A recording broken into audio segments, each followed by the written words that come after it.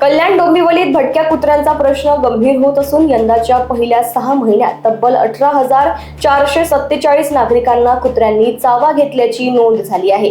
2025 मध्ये संपूर्ण वर्षभरात 21,165 डॉग बाईट्सच्या घटना नोंदवल्या होत्या।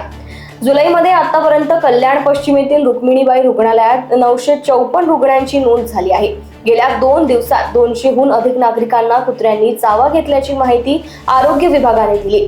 वाढत्या घटनांमुळे नागरिकांमध्ये भीती असून प्रशासनाने तातडीने उपाययोजना करण्याची मागणी होत आहे।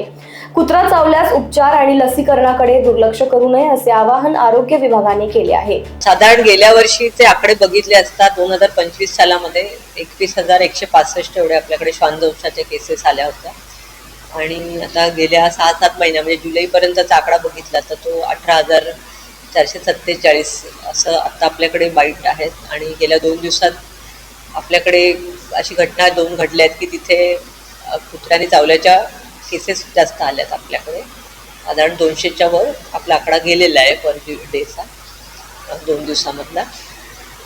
तर आपल्याकडे या नागरिकांना मी असं आवाहन करू इच्छिते की आपल्याकडे जर कोणाला कुत्र्याचा दंश केला असेल तर आपल्याकडे इंजेक्शन ARV तसेच इंजेक्शन इम्युनोग्लोबुलिन पण उपलब्ध आहे।